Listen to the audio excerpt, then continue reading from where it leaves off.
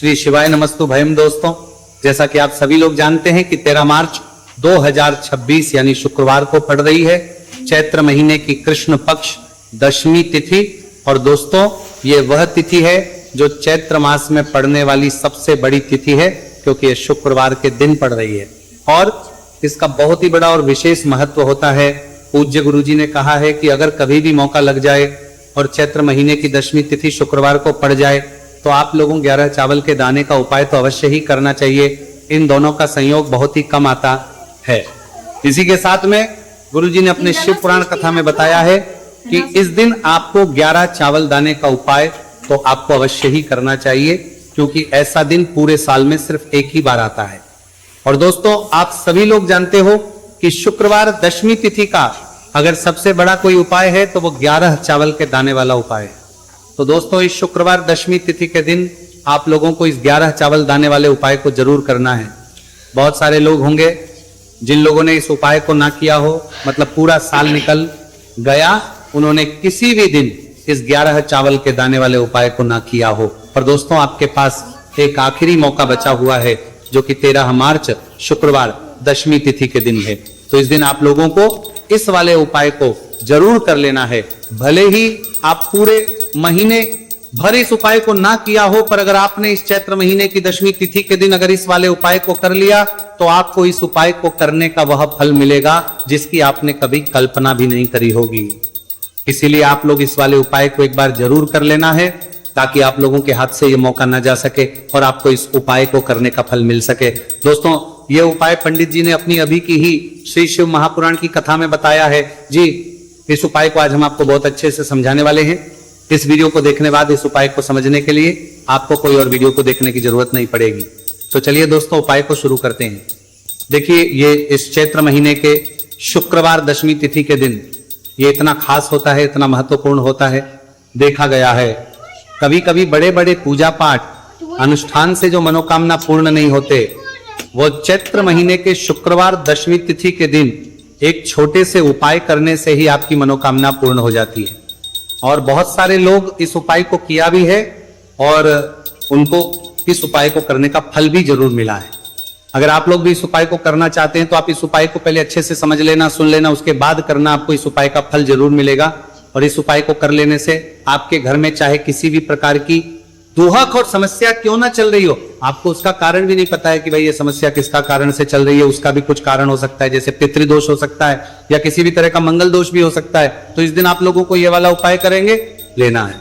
ये एक ऐसा उपाय है जिस उपाय को अगर किसी विशेष दिन पर किया जाए तो भाई उस विशेष दिन का जो है वो तो हमें मिलता ही मिलता है, पर हमने उस दिन पर इस उपाय को किया है तो हमें उससे भी बड़ा फल मिलता है और फल बहुत जल्दी मिलता है, क्योंकि आप इस उपाय को बहुत ही बड़े और विशेष पर कर रहे हो।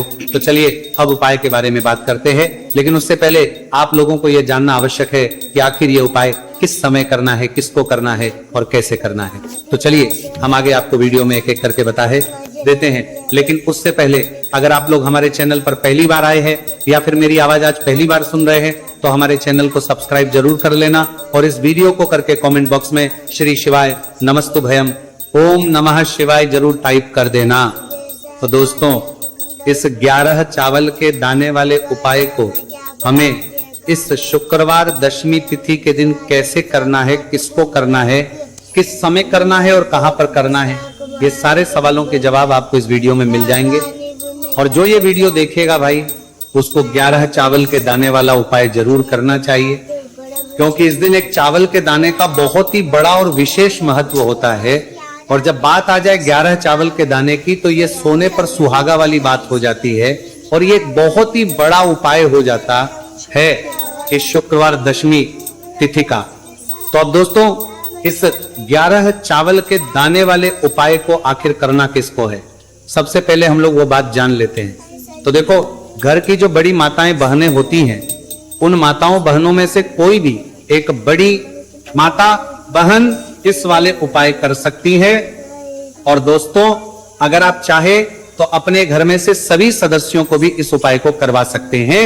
अगर किसी व्यक्ति की खुद की कोई मनोकामना है, खुद की कोई दुख और परेशानी है जो कि वो अपने लिए ही करना चाहता है, इस वाले उपाय को तो वो खुद अपने लिए भी कर सकता है। बाकी अगर कोई घर में से ऐसा है जो कि अपने पूरे घर परिवार की सुख और शांति के लिए यह वाला उपाय करना चाहता है तो भाई वो भी कर सकता है, उसमें भी कोई दिक्कत वाली नहीं है।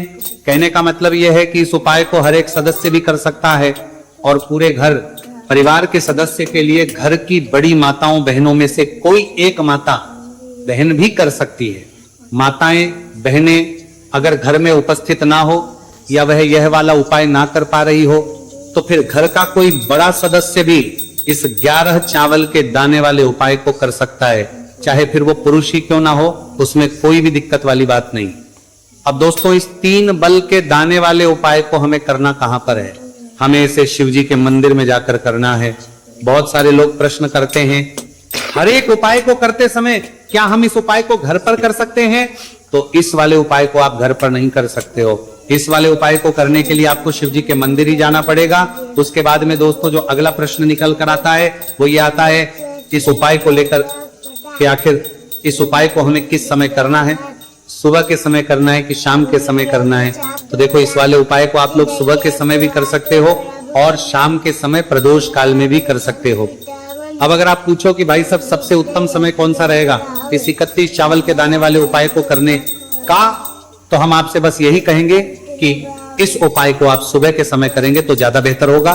बाकी अगर प्रदोष काल शाम के समय भी करेंगे तो भी अच्छा होगा, उसमें कोई भी दिक्कत वाली बात नहीं है। तो अब दोस्तों अगली सबसे बड़ी और महत्वपूर्ण बात आती है, वो ये आती है कि सुबह अगर हम उपाय को करेंगे तो हमें कितने बजे से लेकर कितने बजे तक के बीच में करना है, और शाम के समय प्रदोष काल में करेंगे तो हमें कितने बजे से लेकर कितने बजे के बीच में करना है। तो देखो सुबह जितनी जल्दी हो सके आप उपाय को करने की कोशिश करना। बाकी अगर किसी कारणवश लेट भी हो जाओ, ठीक देर भी हो जाए तो 10 या 11 बजे तक भी आप उपाय कर लेना, पर 12 बजे से ज्यादा देरी ना हो, ठीक है, इस बात का ध्यान रखना। उसके बाद में दोस्तों अगर शाम के समय प्रदोष काल की बात करें, प्रदोष काल का जो समय है होता है वो शाम के 6 बजे से शुरू हो जाता है। मतलब शाम के 6 बजे से लेकर 7 बजे के बीच का जो समय होता है ये समय प्रदोष काल का समय होता है।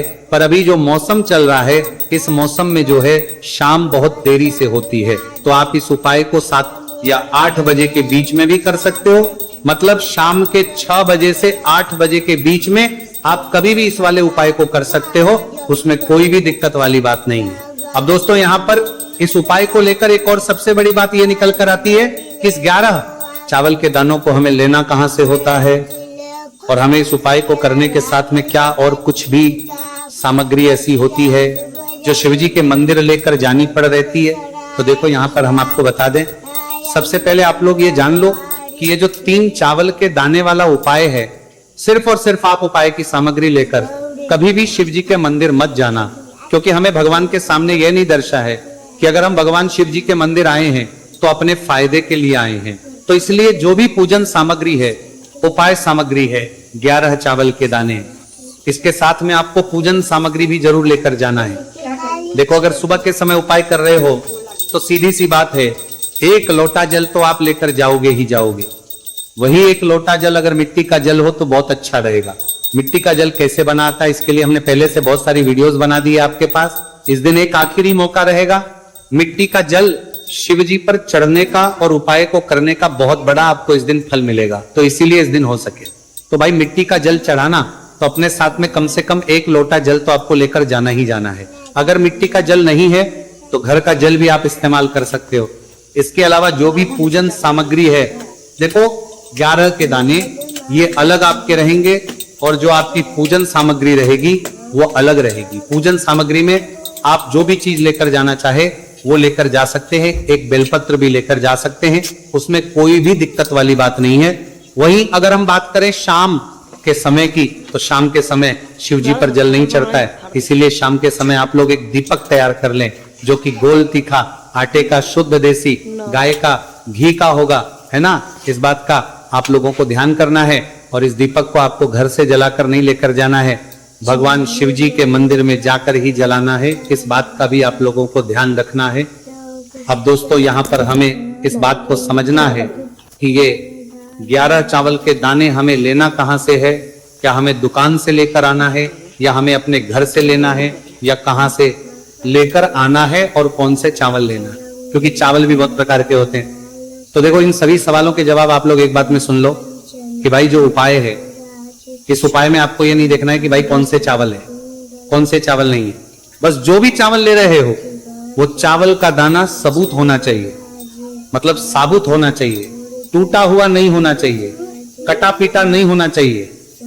ये बात आपको ध्यान रखना है। बाकी आपका चावल बासमती हो या सादा चावल हो या कोई सा भी चावल हो, उसमें कोई भी दिक्कत वाली बात नहीं है।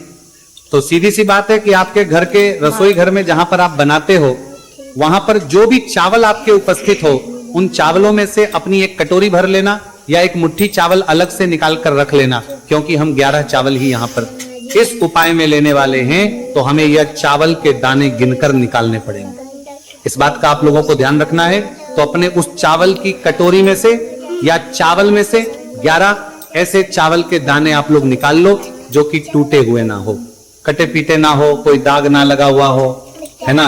अच्छे साबुत चावल के दाने 31 दाने आप लोग निकाल कर रख लो और इन्हें किसी भी एक कागज की पड़िया में या किसी एक छोटी सी कटोरी में आप लोग रख लो, ताकि ये सुरक्षित रहे, आपके एक भी चावल का दाना इधर उधर ना हो और आपका उपाय भी पूरा अच्छे से हो जाए। तो भाई जैसे ही आपका उपाय की जो सामग्री है, 11 चावल के दाने, ये तैयार हो जाते हैं, उसके बाद में आपको जो भी अपनी पूजन सामग्री है, सुबह समय कर रहे हो तो 1 लोटा जल और 1 बेलपत्र या पूजन सामग्री जो लेकर जाना चाहो उसकी भी तैयारी कर लेना। और शाम के समय जा रहे हो तो भाई अपना जो दीपक है उसे तैयार कर लेना, ठीक है। और उपाय को करते समय शुद्धता का विशेष रूप से ध्यान रखना, ठीक है। सुबह सुबह स्नान करने के बाद ही उपाय को करने की आप लोग तैयारी करना। उसके बाद अगर शाम के समय की बात करें तो शाम के समय आपको स्नान करने की जरूरत नहीं है, पर शुद्धता ध्यान रखना है। आपको स्नान तो नहीं करेंगे, आप हाथ मुंह धोकर भी इस वाले उपाय को शाम के समय प्रदोष काल में कर सकते हैं, इसमें कोई दिक्कत वाली बात नहीं है। तो आप अपने उपाय की पूरी सामग्री तैयार करके आपके पास ही में जो आपका शिव मंदिर हो वहां पर पहुंच जाइए। सबसे पहले शिव मंदिर में जाकर आप लोगों को उपाय नहीं करना है, पहले भगवान के दर्शन करना है, भगवान से आशीर्वाद प्राप्त करना है, फिर शिव जी की शिवलिंग के पास में आना है। शिवलिंग के पास में आने के बाद जो पूजन सामग्री लेकर आए हुए हैं, जैसे कि सुबह गए हुए होंगे तो 1 लोटा जल और जो भी पूजन सामग्री लेकर आए हैं आप उनसे भगवान शिव जी की पूजन कीजिए। सबसे पहले तो 1 लोटा जल ही चढ़ेगा, फिर आपको एक बेलपत्र श्री शिवाय नमस्तु भयम का जाप करते हुए शिवलिंग पर चढ़ा देना है। उसके बाद में आपकी पूजन सामग्री चढ़ेगी। उसके बाद में अगर दोस्तों शाम के समय अगर आप इस उपाय को कर रहे हो तो अपने साथ कम से कम एक जो दीपक है गोल बाती का, जो आप अपने साथ में लेकर गए हो, उस दीपक को मंदिर में जाकर अपनी माचिस से जलाना है और उस दीपक को शिवलिंग के पास में रखना है, ठीक है। इस दीपक को रखने के बाद ही आप लोगों को अपना ये वाला उपाय शुरू करना है और दीपक को ज्यादा पास में मत रखना, वैसे भी गर्मी पड़ रही है, भगवान शिव जी को आंच नहीं लगनी चाहिए, है ना।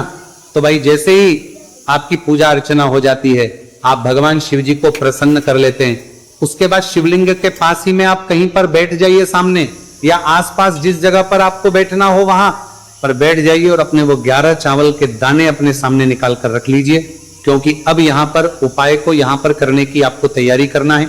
और इस तरीके से जब आप उपाय करेंगे, पूजन सामग्री करने के बाद, पूजन अर्चना करने के बाद, तो आपको उपाय का फल बहुत जल्दी और बहुत होकर मिलेगा।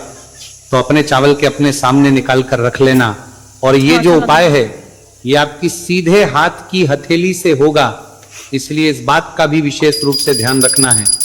तो सीधे हाथ की हथेली का प्रयोग करके ही आप लोग अपना इस वाले उपाय को करना। अपने सामने जो भी आपके कागज की पुड़िया है उसको खोलकर रख लो, या कटोरी है तो भाई उसे अपने सामने रख लो और अपने वो 11 चावल के दाने निकाल लो, ठीक है। उसके बाद में दोस्तों अब आपको क्या करना है,